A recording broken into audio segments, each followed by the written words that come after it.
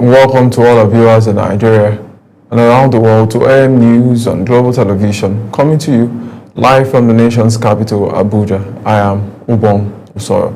A quick reminder, Global Television is on DSTV channel 365 and Star Times channel 276.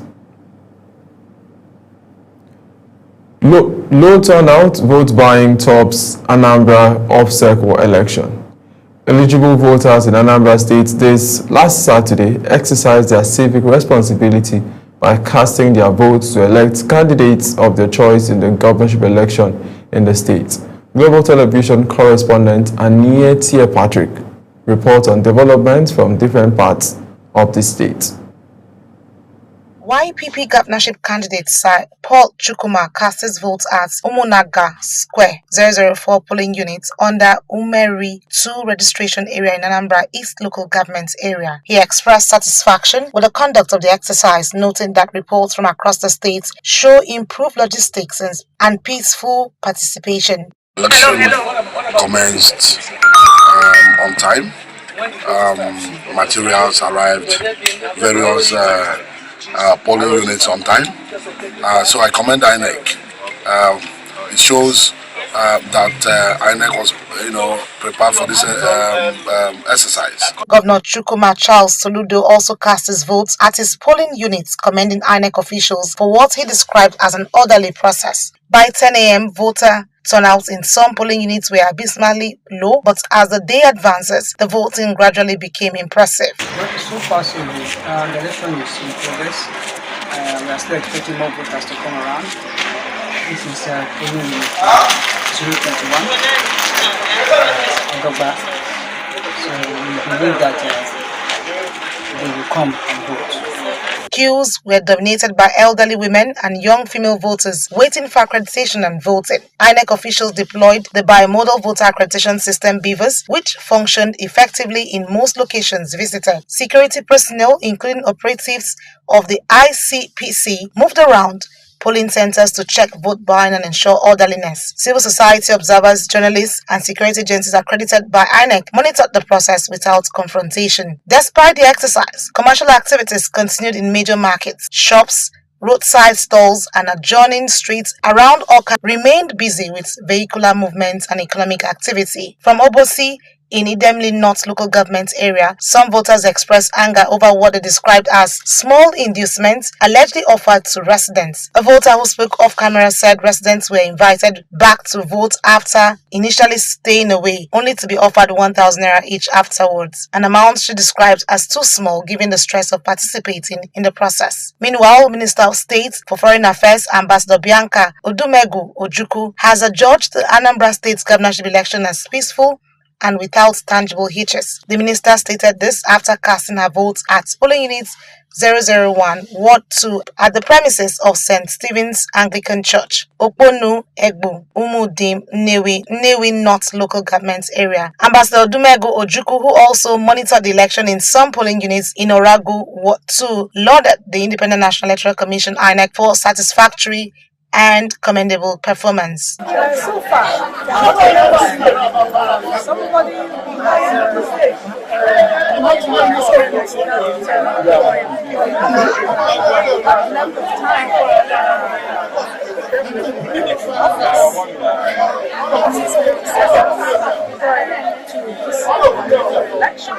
INEC is expected to announce results after collation at wards and local government centers. From Awka, Anambra State, Anie Patrick reporting for Global TV News.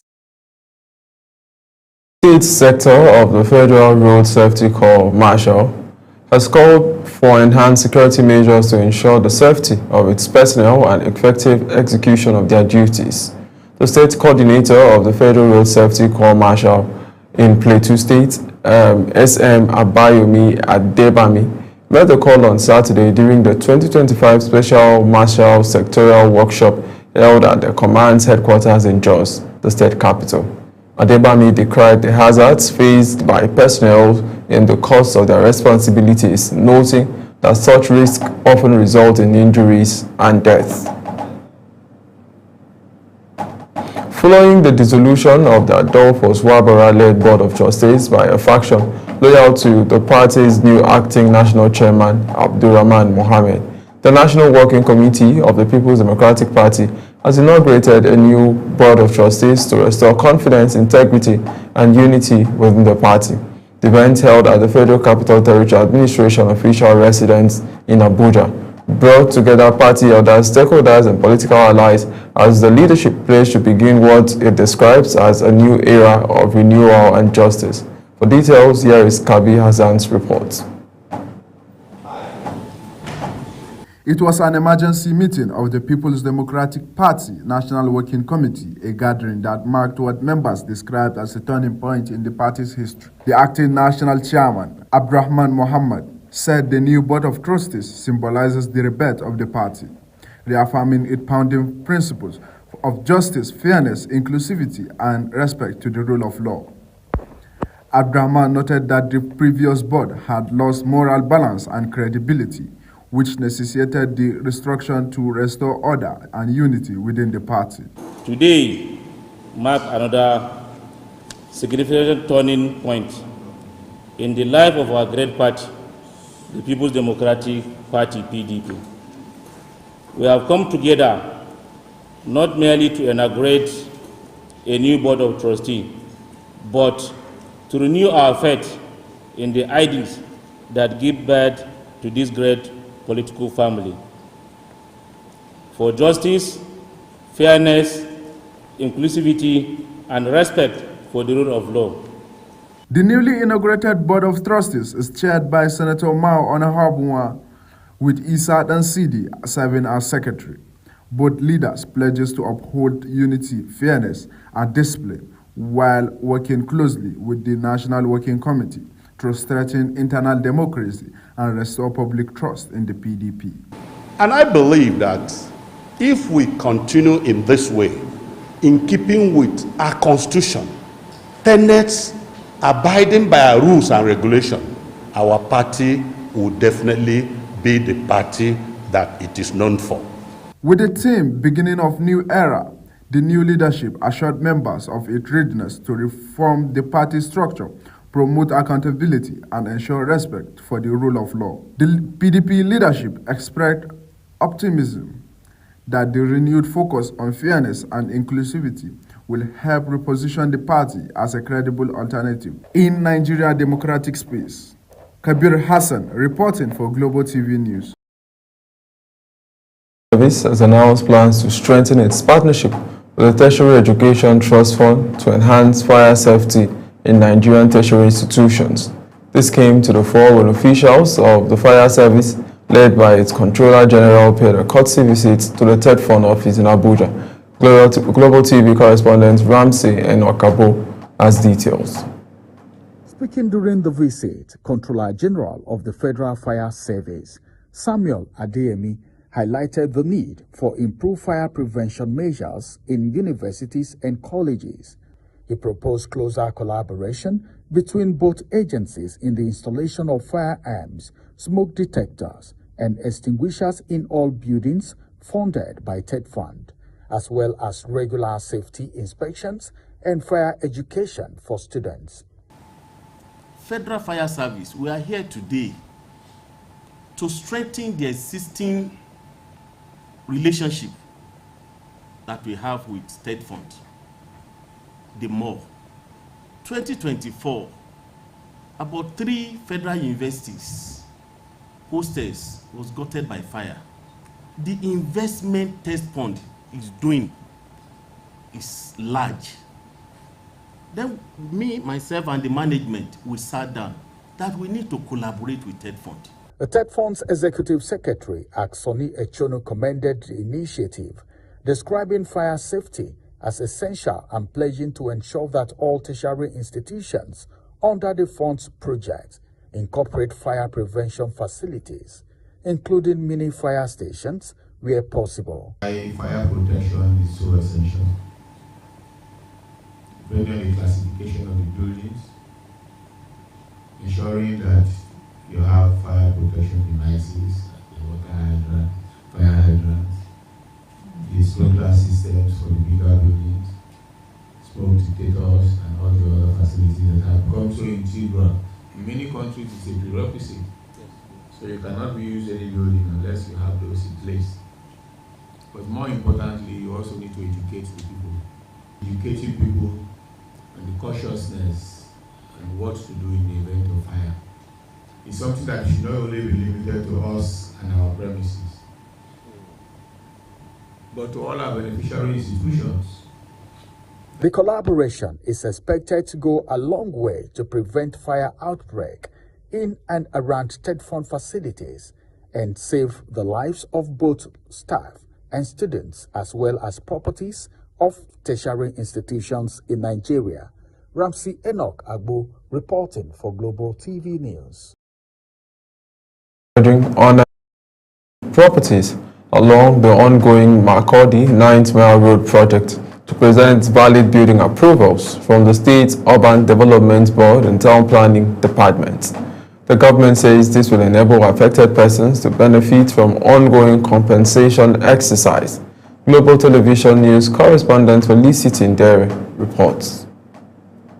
The Benue State government has begun clearing structures to pave way for the dualization of Federal Road from Wurukum in Makurdi to 9th Mile in Enugu State, a project covering over 500 kilometers. Following the demolition, residents and property owners, including the newly commissioned Tinubu Campaign Organization and the African Democratic Congress, ADC, have expressed concern over the exercise. Responding to the complaints, Director of Civil Engineering and Desk Officer for Compensation, Engineer Solomon Wombo, appealed to affected persons with valid documents and approved building plans from the State Urban Development Board to present them for compensation. Let me cite an example. We have destroyed Ashafa filling station. Why is he not complaining? We have destroyed Zenith Bank. Why is he not complaining? We have destroyed the Atorutio, estate. He is not complaining. We have destroyed Eko Bank. He is not complaining. We are going to destroy Kabis now. Kabis will not complain. They have presented valid document of a development approval. For the issue of demolition at that APC premises and ADC. ADC for sure, all of them know they have developed outside the property line. All those developments that were removed were right on the right of way. Some property owners say they were already informed about the road expansion and support the government's efforts. Our fence has been affected by this demolition, but as painful as it is, we were actually marked for this demolition and we were aware. Others, particularly in the Kanshio area, claim that the demolition came without adequate notice.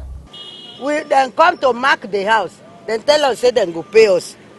My children go there, go right. 1 naira they no pay. Or even yesterday when they come to destroy something there, we come, then I go there, I go meet them. I say, I go come this side. They say, no, I leave all my load. Now so they scatter them. As the dualization of the Makurdi-Otukpo 9th Mile Enugu Road continues, the government maintains that only the resident with valid document will be duly compensated. In Makurdi, Felicity Ndere reporting for Global Television News.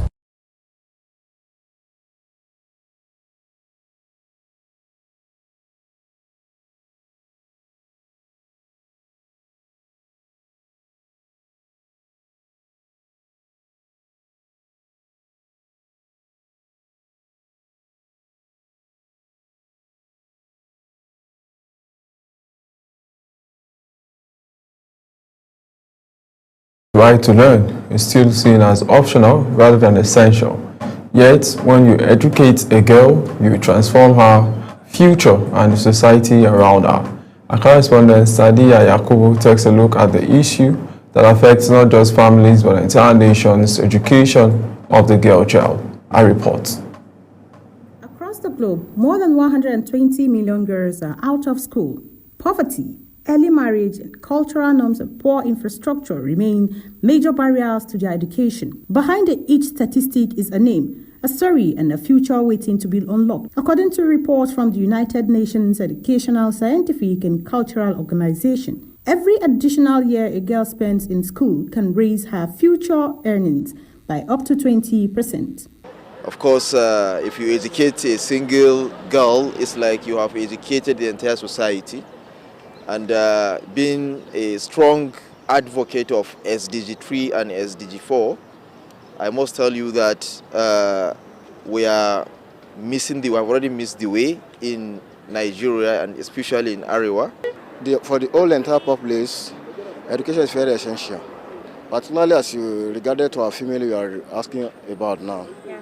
You know, if you train your daughter or a female child very well, you will enjoy it at later date. One, they are mothers, they take care of the children, they take care of the husband, the parent, and we can't do without a female child in society. Without female child, the system is not complete. Girl child, I think there's this power every woman possesses that men cannot deny.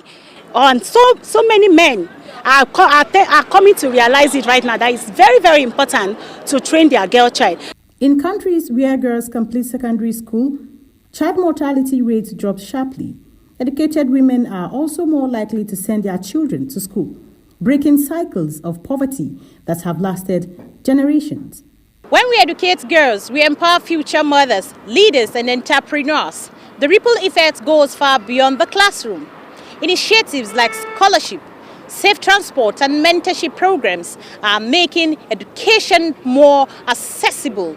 Because when you educate a girl child, you don't just change her life, you change the world. Sadia Yakubu, Global Television. During the live broadcast of AM News, when AM News returns, the Nigerian Sports Authority seeks regional integration to optimize sports operations.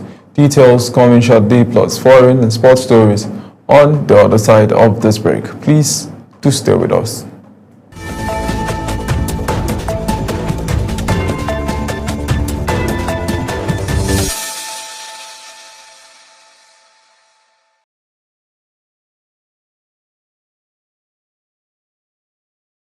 The Minister of Aviation and Aerospace Development, Mr. Festus Keyamo, has called on indigenous carriers to avail themselves of the opportunities opening up for the dry leasing of the aircraft from lessors and original equipment manufacturers.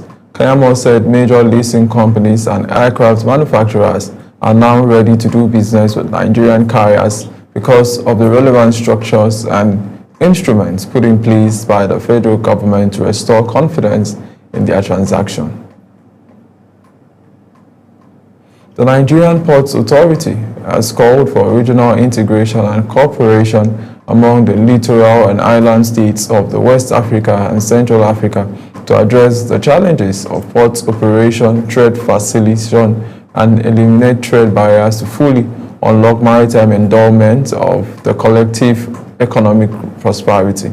Its Managing Director, Dr. Abubakar Dantusho, who is also the president of the Sports Management Association of West and Central Africa, met the call at the ongoing 45th Annual Council meeting and the 20th Roundtable of Managing Directors of Pointe-Noire, Republic of Congo. On the foreign scene, the African Union Commission has rejected U.S. claims that the Nigerian government is complicit in the targeted killing of Christians, calling the allegations unfounded and contrary to Nigeria's constitutional guarantees of religious freedom. In a statement from its headquarters in Addis Ababa, the AU reaffirmed its commitment to sovereignty, non-interference, and the rule of law as core principles of the Union. The Commission described Nigeria as a valued member playing a key role in regional stability, counter-terrorism, and continental integration. Hundreds of volunteers from the Greenpeace Africa have formed a giant human banner in the shape of the African continent, displaying a printed message that reads, "Tax the super rich for the people and the planet," to demand urgent tax reforms at the UN Tax Convention negotiations. The gathering welcomed negotiations in Nairobi, Kenya, and the United Nations Tax Convention, calling for action to deliver much-needed additional public finance for climate mitigation, nature protection, and sustainable development by making billionaires of oil and gas corporations pay their fair share of tax. Uyi Abumofwekbe completes this report. Frederick Njehu, Fair Share Global Political Lead at Greenpeace Africa, says concerted and deliberate efforts must be made to stop the world's billionaires who exploit the environment to enrich themselves, leaving catastrophic pollution in their trail. The world is facing a broken tax system that is very unfair, that only favors the super rich and also favors the OECD, a few countries, rich countries, whereas the global south, the African countries, are not benefiting from the existing tax rules. And that's why we are talking about correcting these misnomers and having tax rules that are fair, that are just, that are also able to tax the super rich and also taxing the polluters who are causing the climate crisis. Njehu further stated that the 1% of the world's population, those who control enormous resources across various sectors, need to be held accountable to ensure that countries in the global south do not suffer unfair economic disadvantages. When you talk about the super rich, we are looking at a small 1% of the global, wealthy people who have, their own corporations, they control the wealth, and also they control the means of production. And these are the people who have not been paying their fair share of the taxes, and they have been paying very little. But if you look at the middle class, then the upper and the middle class have been paying quite a lot of taxes. They have to shoulder the tax burden. But the 1%, the super rich, are finding ways of not paying taxes. It is estimated that countries lose $492 billion annually because multinational corporations and the ultra-wealthy use tax havens to underpay tax. Uyi Agbomofwegbe, reporting for Global TV News. In sports, a wave of excitement swept through the University of Jos as the 27th edition of the Nigerian University Games officially opened, drawing athletes, dignitaries and sport enthusiasts from across the country. Global Television sports correspondent Samuel Odi reports. The opening ceremony, marked by cultural display, signals the beginning of what promises to be a week of intense sporting action and youth celebration. Declaring the Games open, the governor of Plateau State welcomed participants to the home of peace and tourism, assuring them of the state's readiness to host a peaceful and memorable event. On this note, sincerely thank all that have made these games a reality, and I'm hopeful that by the end, the closing ceremony of these games, we'll all be happy that we came to Jos. Also speaking, the chairman of University of Jos Governing Council, Senator Grace Folashade, commended the NUGA Council for choosing UniJos as host, describing it as a vote of confidence in the institution's growing reputation. Throughout, we see the values that strengthens nations. Teamwork, perseverance, respect and fair play. These virtues transcend the field of play and prepare our young people to become responsible citizens and visionary leaders in every sphere of our life. The Vice-Chancellor, Professor Tanko Ishia, in his remarks expressed gratitude to the state government and sponsors for unwavering support, pledging that the university would deliver a world-class event.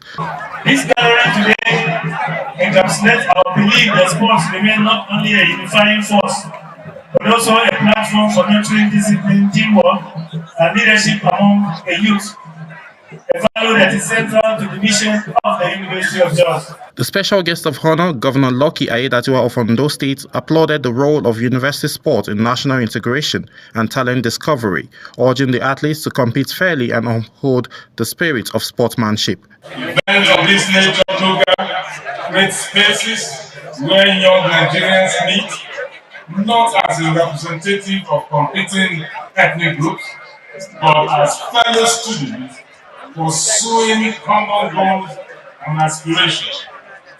They, the university graduates, both in learning and in character. As the 27th NUGA Games flame burns bright in Jos, over 5,000 athletes will try for glory across various sporting disciplines, a celebration of youth unity and power of sports to shape the future. Samuel Odi for Global Television News.